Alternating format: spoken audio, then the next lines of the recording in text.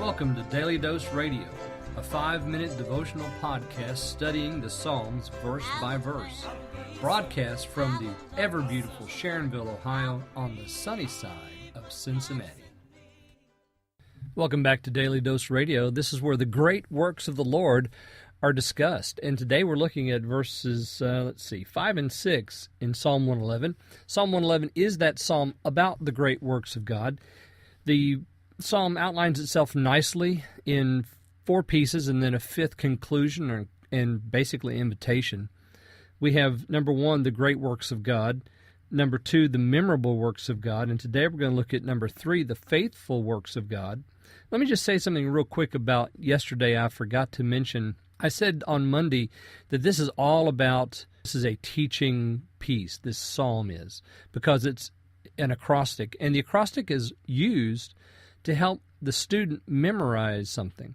So in this case, the acrostic is being used here to help us understand and memorize the works of God.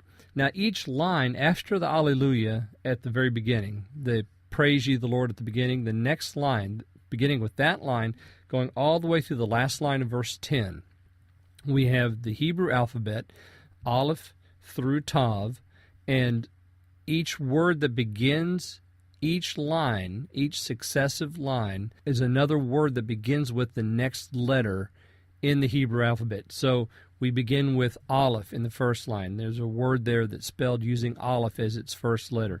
The next line uses another word with Beit as its first word, so that's the second letter in the Hebrew alphabet. You come down here to the verse 4, and we're in the 7th line of the psalm, and we have the word to be remembered is the first word in that Hebrew line, and it begins with the 7th letter, which is in the Hebrew alphabet. And so the whole of this psalm is about helping us remember the works of the Lord. So the works of the Lord are to be remembered. The student studying this would have said, yes, and I can remember it because I have this wonderful device to help me. Verses 5 and 6, let me read those for you. He hath given meat unto them that fear him. He will ever be mindful of his covenant. He hath showed his people the power of his works, that he may give them the heritage of the heathen. So this is the faithfulness of God, the faithfulness of his works. So he's given meat unto them that fear him. We have seen in previous psalms, the psalmists tell us about how the Lord is faithful to his creation. He provides water and food for the desert animals. Even in the desert, they have places that he provides shelter for the smallest of creatures. He's always providing for his own, and of course, all of creation is his own. He owns it. He created it. And he's providing his faithfulness to all of his creations is seen there. Now, he's talking about those that fear him, which are those that have pleasure in his works. Those people have this promise. He hath given meat unto them. So he's providing for his own people as well, but not only in that he provides them food and sustains them. Oh, but there's more than that. He's given them a covenant. Look at the next line. He will ever be mindful of his covenant. So we're to remember the works of the Lord, and at the same time, the Lord is remembering his covenant with his people. See, he's faithful to what he's done. Not only that, but his covenant is expressed in his wonderful works and in giving them the heritage of the heathen. So he's done that.